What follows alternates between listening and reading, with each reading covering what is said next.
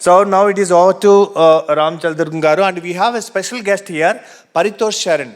Paritosh Sharan is the most loved and respected NLP master coach. I invite him to the dais. So as a panel speaker, he's my friend and he's also brought Alpha Group to India. Alpha Group is, మీరు BNA విన్నారు, ఎంతమంది విన్నారు BNA గురించి? All of you. BNA యొక్క main function ఏంటంటే connectedness, so that lead generation becomes easy, అంతే కదండి. So it will referrals, lead generate చేస్తుంది. But whereas Alpha group, so 20 పీపుల్కి ఒక చాప్టర్ తీసుకుంటారు, 1 person from 1 vertical, and they 50 workshops ఉన్నాయి, 50 work books. So ఆ 50 వర్క్ బుక్స్లో ఎవ్రీ మంత్ బోర్డు మీటింగ్లో 1 to 3 వర్క్ బుక్స్, అంటే ఒక how to build an organization అన్నది వాళ్ళ చేతే క్రియేట్ చేస్తారు. There will be a mentor. So 20 people from different business become your board member, free board member. So I joined in that, and Paritosh is such a pure soul. And homeopathy, ఆయన ఒక గురువు ఉన్నారు. Covid టైంలో ఫ్రీగా కనీసం 1000 మందిని save చేస్తుంటాడు, including my mother. So ఈ గివెన్ మీ దట్ వన్. అది నేను రంగప్రసాద్ గారికి కూడా పంపించాను. నేను అది ఇచ్చింది నాకు Paritosh only given me that homeopathic medicine that saved many people. So thank you so much Paritosh for that, for being here. So now it is over to you on building communities, because నేను ఈ మధ్యన articles రాశాను. Builder అంటే building కట్టేవారు కాదు, కమ్యూనిటీస్ని build చేసేవారు, ఫ్యూచర్ని build చేసేవారు. ఓ school building కట్టారండి, కట్టిన వాళ్ళ పేరు రాస్తారా? ఆ స్కూల్ బిల్డింగ్ కట్టడానికి డబ్బులు ఇచ్చిన డోనర్ పేరు రాస్తారా? సో అలాగే బిల్డర్ పేరు రాస్తారా, కాంట్రాక్టర్ పేరు రాస్తారా? బిల్డర్ పేరే రాస్తారు, కాంట్రాక్టర్ పేరు రాయరు. కట్టినవాడు కాంట్రాక్టరు, కానీ ఆయన పేరు రాయరు కదా. ఇప్పుడు పెబుల్ సిటీ ఉంది, ఎల్ఎన్టీ కట్టారు, వాళ్ళ పేరు ఎక్కడ ఉండదు కదా. So it is a person who conceives an idea, దాన్ని తీసుకుని ఒక ల్యాండ్ వాళ్ళతోటి మీరు అగ్రిమెంట్ చేసుకుని దానికి లీగల్ పర్మిషన్ తీసుకొచ్చి దానికి ఒక కాన్సెప్ట్, ఆర్కిటెక్ట్కి ఒక కాన్సెప్ట్ ఎక్స్ప్లెయిన్ చేసి ఆ పర్మిషన్ తీసుకొచ్చి దాన్ని కస్టమర్కి ఎక్స్ప్లెయిన్ చేసి మార్కెటింగ్ చేసి అవేర్నెస్ క్రియేట్ చేసి ఇండియాలో ఎక్కడెక్కడో, అంటే మనకి ఇండియాలో చూడండి ఇండియన్స్ తక్కువ ఉంటారు. మీరు కర్ణాటక వెళ్తే కన్నడిగాస్ ఉంటారు, తమిళనాడు వెళ్తే తమిళియన్స్ ఉంటారు, ఆంధ్రాలో తెలుగు వాళ్ళు ఉంటారు, తెలంగాణలో ఇప్పుడు తెలంగాణ పీపుల్ ఉంటారు. అలా మనం ఎప్పుడు ఇండియన్స్ అవుతాం? సింగపూర్ వెళ్తే ఇండియన్స్ అవుతాం. సో బట్ ఇక్కడ ఒక టుడే మోడర్న్ బిల్డర్ ఏం చేస్తున్నారు తెలుసా అండి? ఇది క్రియేటింగ్ ఎ మినీ ఇండియా. ఒక 100 ఫ్లాట్స్ ఒక అపార్ట్మెంట్ కడితే ఆయన దగ్గరికి తెలుగు వాళ్ళు వస్తారు, కన్నడ వాళ్ళు వస్తారు, ఇండియాలో అన్ని ప్రాంతాల నుంచి వస్తారు, అందరితో కలిపి ఒక మినీ ఇండియా క్రియేట్ చేసినటువంటి సృష్టికర్తలు builders. They are definitely not just builders of a building, they are community builders. So I really appreciate. అయితే వన్స్ ఇక్కడ challenge I want to present to Ram. The one challenge they have, as a working with the entrepreneurs and builders, they don't attract the right talent. How many of you agree with this? నాకు దొరకట్లేదండి, marketing manager దొరకట్లా, sales executives దొరకట్లా, sales manager దొరకట్లా, మంచి CRM దొరకట్లా. So they are not getting talent. Even after getting talent, so they get lot of politics. They are not in alignment with the companies philosophy or purpose. So there is a groupism. So ఎప్పుడైతే groupism ఉందో మనం చూడొచ్చు. Ronaldo is a great player, but ఆయన ఆడలేకపోయాడు. Whereas Messi 2016 there's no alignment, but now you can see the full alignment. Like 2011లో మనం world cup గెలవడానికి there's an emotion, we have to win for Sachin. So there's an emotion, mission 1 అని ఒక machine ఉంది దాని వెనకాల. అలాగే I expected Argentina to win because there's an emotion. So a business కన్నా ethos, pathos, logos అంటారు. Ethos is credibility, pathos is human connect, and logos is logic. ఈ 3 ఉంటేనే అక్కడ సేల్ అవుతుంది అది.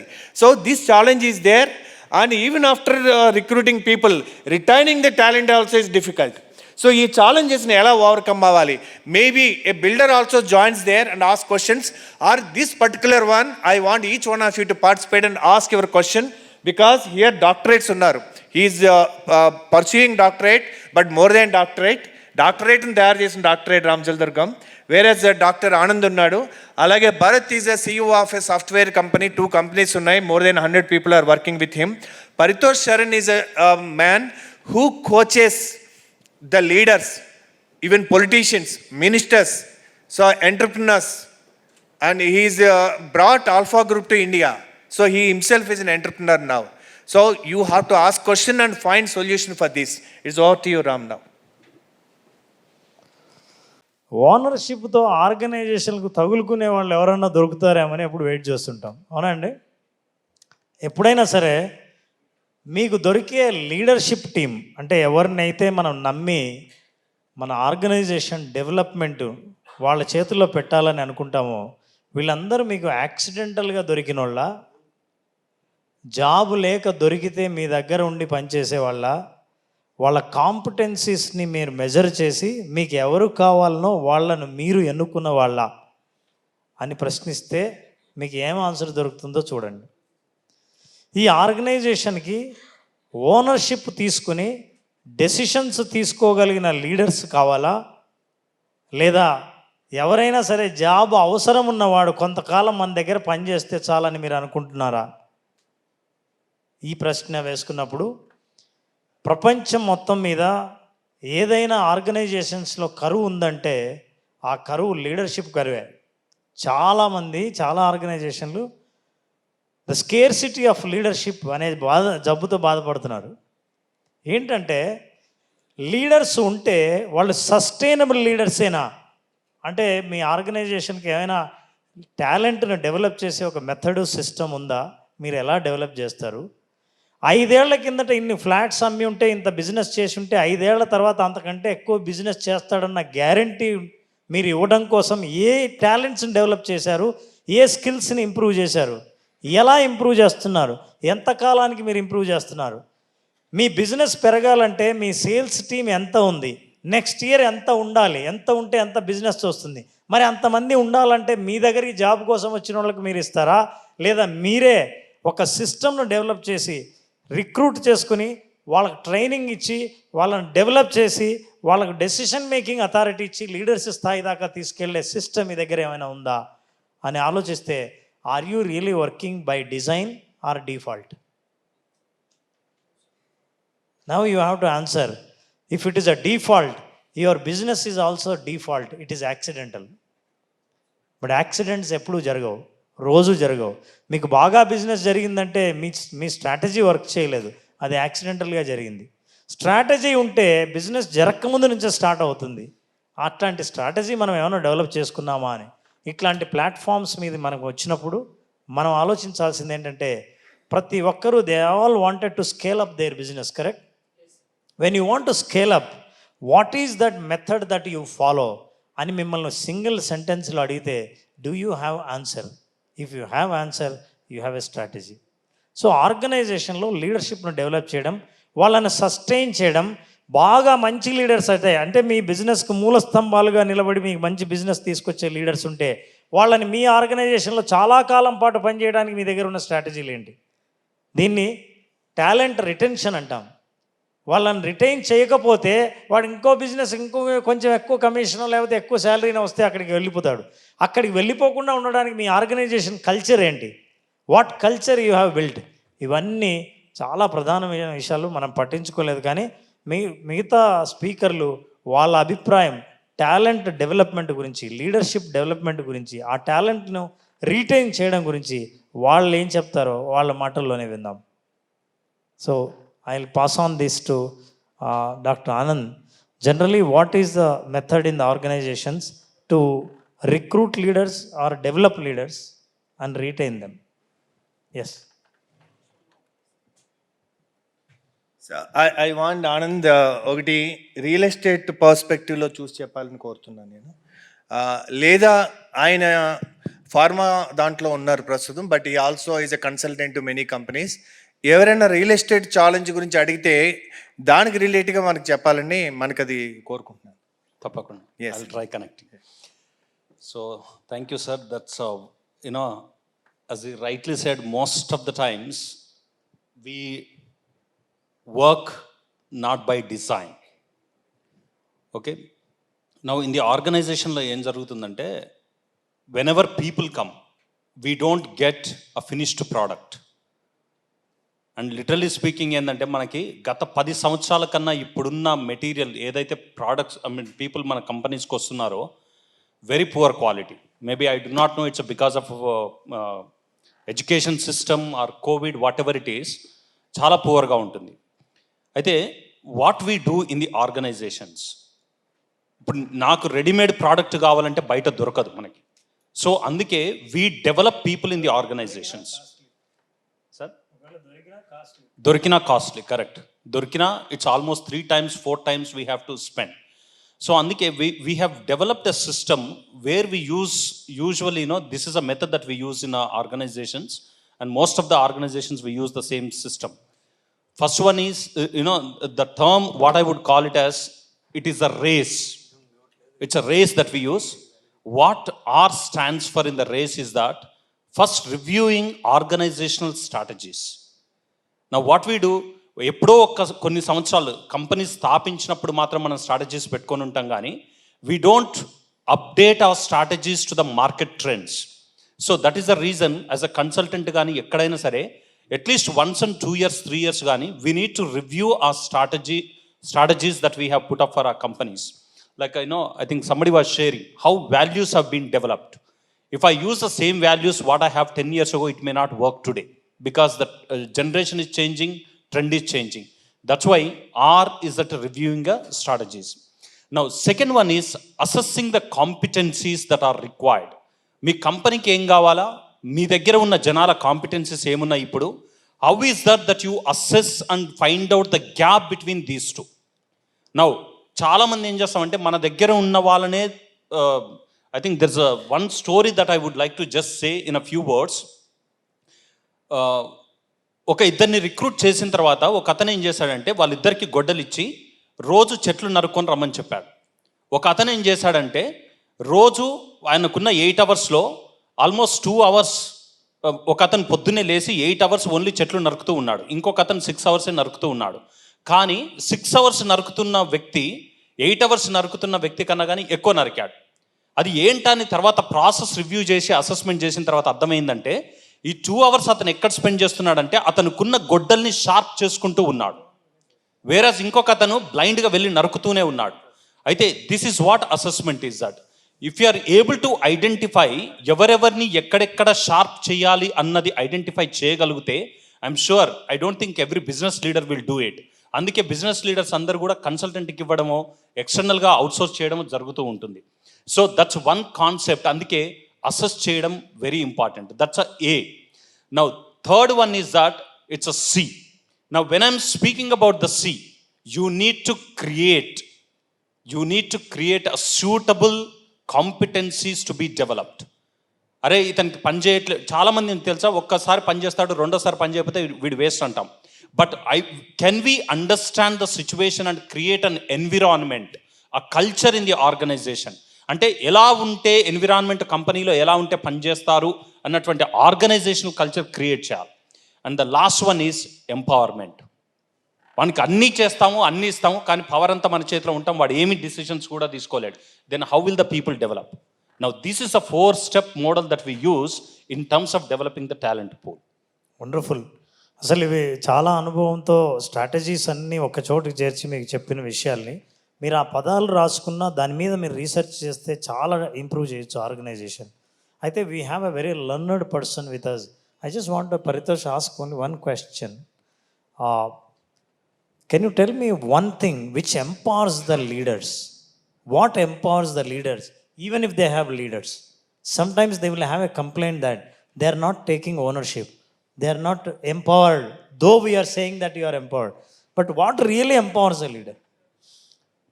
I would say, if you have to ask only one, inspiration, first of all, you said inspired leadership or whatever term you use. The inspiration for the leadership comes from within, and that leadership spirit is actually fueled by your own clarity in your own vision. That's what drives you. Wonderful. What is only one word? What a powerful word. మనకు clarity ఉండదు, కానీ మనం business expect చేసేదాంట్లో మాత్రం చాలా high expectations ఉంటాయి. మనకేం కావాలో మనకు తెలియదు. అందుకే చాలామంది కంప్లైంట్ చేస్తుంటారు, ఈయన ఈరోజు ఒక మాట మాట్లాడతాడు, మళ్ళీ నెక్స్ట్ వీక్ ఇంకో విషయం మాట్లాడతాడు. కాబట్టి మీరు ఎప్పుడు మాట్లాడినా వాళ్ళు దాన్ని సీరియస్గా తీసుకోరు, ఎందుకంటే నెక్స్ట్ వీక్ అదే ఉండదు కాబట్టి. సో ఇది లేకుండా క్లారిటీ ఉండాలని Paritosh is very clearly said. Let's ask Give a big round of applause. In fact, he deserves it. Though single word, it is a single arrow. It's a hitting. We have the youngest leader we have in our forum now, Bharat. Bharat, in your experience, you say that if small organizations are also here, how do they develop talent in their organization? Probably succession planning, leadership is an area which is very close to me. So నేను చాలా different areas track చేస్తూ ఉండేవాడిని. చైనాలో G జింగ్పిన్ third time మళ్ళీ ప్రెసిడెంట్గా elect అయ్యేటప్పుడు we're trying to observe third time వస్తాడా, వస్తే చైనా ఏమవుతుంది అండ్ వరల్డ్ ఏమవుతుంది అనేసి. సో దీని గురించి ఎవరైనా రీసెర్చ్ చేశారా అని చూస్తే yes, there were couple of universities which did lot of research.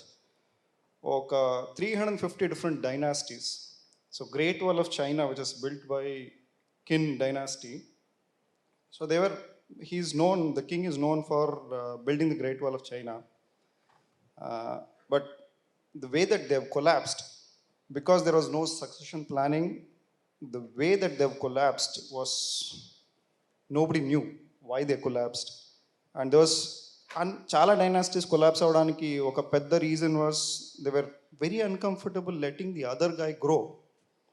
Within your organizations, say, ఇప్పుడు latest examples being Robert Mugabe, who was ruling, he was put into such a delicate situation where they just brought in her wife and there was so much of rebellion.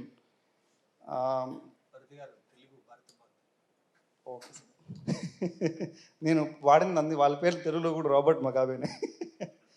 Okay. So చిన్న ఆర్గనైజేషన్స్లో నేను చాలా బాగా మేము కూడా చాలా రోజులు చిన్నగానే ఉన్నాం. ప్రాబ్లీ మేము చిన్నగానే ఉండడానికి ఇష్టపడే ఒక organisation. We don't want to deal with too many people. ఒక చాలా important quality that I've seen is చిన్న కంపెనీస్లో CEOs were always busy, leaders are always busy. ఏ కంపెనీలో ఉన్నా ఇఫ్ ద టాప్ మేనేజ్మెంట్ అన్ని పనులు వాళ్ళే చేస్తుంటారు, అన్ని పనులు వాళ్ళే చేస్తుంటే మాత్రం ఆర్గనైజేషన్ గ్రో కాదు. ఆర్గనైజేషన్ కోసం ఆలోచించే వ్యక్తి ఆ పైన కూర్చున్న వ్యక్తి. ఆ వ్యక్తి ఆర్గనైజేషన్ కోసం ఆలోచించకుండా డే టు డే యాక్టివిటీస్ చేస్తూ ఉన్నాడు అంటే మాత్రం ఈజ్ గాన్. అండ్ మా కంపెనీలో I keep telling my employees as well, least occupied employee in the company నేను మాత్రమే అనేసి. అది మాత్రం అది టైం ఎలా మీరు ఏవే పనులు మీరు డెలిగేట్ చేయగలుగుతారో, ఏవే పనులు తప్పవుతాయి and probably people will fail, that's absolutely okay, but somebody will come and fill that role. So అది మీరు ఫిగర్ అవుట్ చేసుకోకపోతే మాత్రం we ourselves become a bottleneck for the organization. I think spending time for the development of the organization by the top head is most important. Thank you, Bharat. That's really a new perspective. చాలామంది మొత్తం నా company నా భుజాల మీద వేసుకొని నేను తప్ప ఒక్కడు పనిచేసేవాడు లేడండి, వీళ్ళతో వేగాలంటే చాలా కష్టం అని అంటుంటే మీరేదో చాలా బాధ్యత గల వ్యక్తి అని అందరూ అభినందిస్తారని అనుకుంటారేమో. మీ అంత అన్సక్సెస్ఫుల్ లీడర్ ఎవరూ లేరు అనడానికి ఆయన రకరకాల ఉదాహరణలతో భరత్ చెప్పాడు. కాబట్టి second line leadership, third line లీడర్షిప్ను డెవలప్ చేయకుండా, అన్ని పనులు నెత్తినేసుకోకుండా మిగతా డెలిగేట్ చేయడం ఎలాగో మీరు నేర్చుకోకుండా మీరు డెవలప్ అవ్వచ్చేమో కానీ ఆర్గనైజేషన్ డెవలప్ అవ్వదు. సో ఆర్గనైజేషన్ గ్రో అవ్వాలంటే ఈ స్ట్రాటజీస్ అన్నీ మీరు ఫాలో అవుతే you will stand as a brand. Otherwise you will become individual sole proprietor. Now you think, would you like to become an entrepreneur or a sole proprietor? With these strategies, hope that you got. ఈరోజు ఈ సాయంత్రం మాట్లాడిన ఒక్కొక్క విషయం ఒక్కొక్కరి దగ్గర నుంచి తీసుకున్న, రేపటి నుంచి మీ ఆర్గనైజేషన్లో 1% చేంజ్ వస్తే 1 to the power of 365 days 37% మీ ఆర్గనైజేషన్లో గ్రోత్ ఉంటుందని థియరీ చెప్తుంది. 37% నెక్స్ట్ ఇయర్ మళ్ళీ కాంక్లేవ్కి వచ్చేసరికి ఆ చేంజ్తో మీరు వస్తే దీని నుంచి ఏదైనా నేర్చుకున్నట్టే. ఇంతటితో ఈ కార్యక్రమాన్ని మీరు అద్భుతంగా ఈరోజు చాలా విషయాలు నేర్చుకున్నారు, చాలా ఎక్స్పోజ్ అయ్యారు అని మేము భావిస్తూ ఈరోజు ఈ ప్యానల్ డిస్కషన్ని వీళ్ళందరికీ థ్యాంక్స్ చెప్తూ మేము ముగిస్తున్నాం.